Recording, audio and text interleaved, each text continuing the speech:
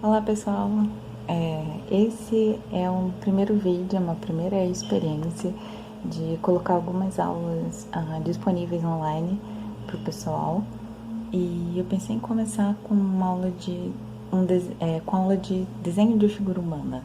Então a gente vai começar pensando na estrutura, pensando no desenho, pensando nos movimentos um pouco mais fluidos, movimentos um pouco mais naturais, e como não deixar a pintura muito dura. Só que antes de pintar a gente vai falar de desenho. E pra gente chegar nisso aqui, antes, a gente precisa entender isso aqui. A gente precisa entender como é que a gente faz para esse desenho, como é que a gente pensa todo o desenho, como é que a gente pensa as linhas de ação de cada figura, como é que a gente organiza melhor esse desenho e deixa eles mais dinâmicos. E aí, quando a gente está pensando no desenho de figura humana, a gente está pensando no gesture drawing ou no desenho dinâmico, que é a ideia de um desenho com mais movimento, com mais fluidez, com mais ritmo, e não um desenho duro. Que é a ideia da diferença entre esses dois bonecos de palito, né? Por que um parece um soldado rígido, durinho, enquanto o outro tem um pouco uma maior malemolência, tem um gingado um pouco maior, e a gente consegue entender ela como uma figura um pouco mais leve, um pouco mais solta. A gente vai voltar para essa imagem daqui a pouco, mas antes a gente vai conversar um pouquinho mais sobre essa ideia do que é o desenho de figura humana, o que é isso e qual é o tipo de resultado que a gente pretende. A ideia é isso aqui, é a gente conseguir, eu acho que dá pra ver, um desenho que ele consiga contar uma história, né, de alguma forma. Então a gente não tem aqui simplesmente figurinhas duras, figuras estáticas, a gente tem figuras que mostram um pouco mais o movimento e são figuras mais simples, com menos traços e com decisões um pouco mais acertadas sobre cada movimento que a gente vai fazer no papel. Então a gente vai conversar um pouco sobre tudo isso agora.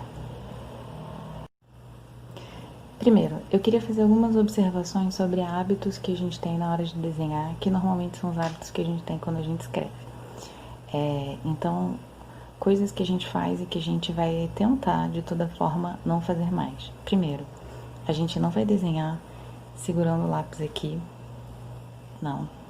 A gente vai segurar o lápis ou o lapiseiro, o que quer que seja, mais pro final do lápis ou da lapiseira. E isso também vai ajudar a gente na hora de pintar, porque a gente não vai pegar o pincel e segurar ele assim.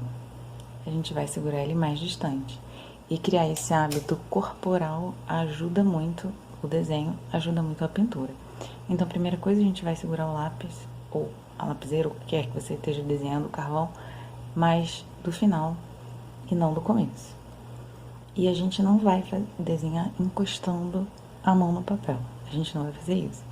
A gente vai desenhar com o ombro. A gente vai mexer o braço inteiro para conseguir um traço mais longo, um traço maior e que abranja mais espaço. Então a gente vai desenhar assim. A gente não vai desenhar assim.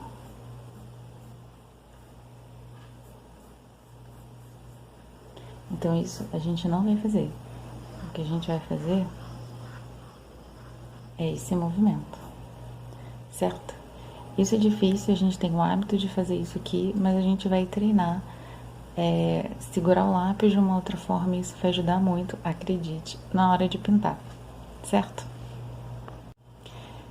Então, voltando aqui para os nossos dois bonequinhos de palito, a gente percebe nitidamente que tem uma diferença entre um e outro. Um ele tá mais rígido, mais durinho, e o outro ele tá um pouco mais fluido. A gente consegue entender essa diferença, mas a gente não sabe muito bem por quê. Então a gente vai conversar sobre isso, sobre o porquê disso agora. Primeiro, existem algumas linhas que são muito importantes na figura e que a gente vai conversar um pouco sobre elas. Primeiro é a linha de ação dessa figura, e a gente vai falar muito sobre isso.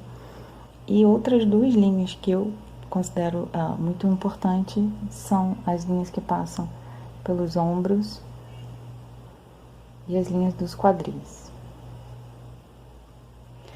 Por que que essas linhas são importantes? A gente vai ver. Primeiro a gente vai ver o nosso soldadinho aqui. E se a gente observa, a linha de ação é aquela linha que ela vai...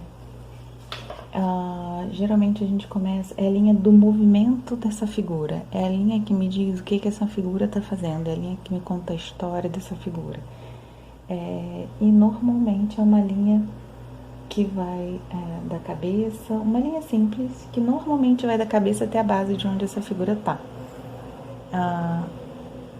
Opa, saiu aqui do foco. Então, se a gente for pensar na figura, na linha de ação dessa figura, é uma linha reta, dura. E aí, se a gente for pensar a linha dessa outra figura aqui, a gente pode pensar um pouco mais assim.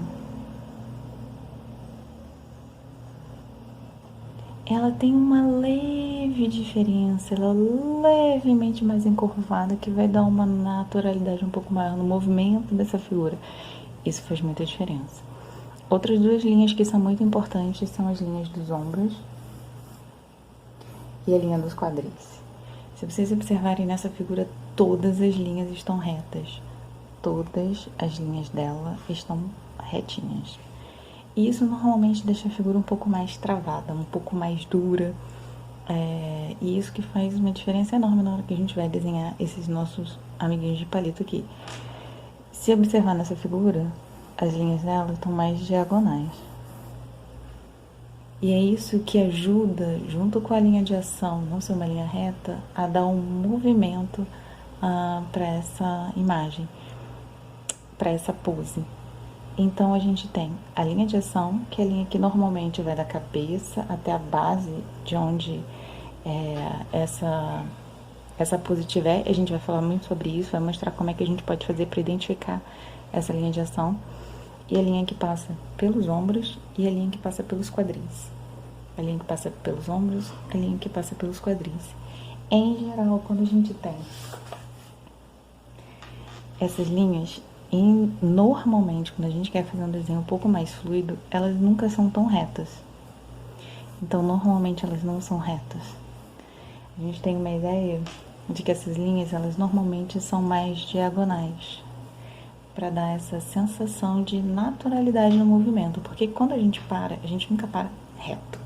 A gente normalmente para mais relaxado. E para dar essa sensação de relaxamento, a gente dá uma quebrada nessas linhas dos ombros e nas linhas dos quadris.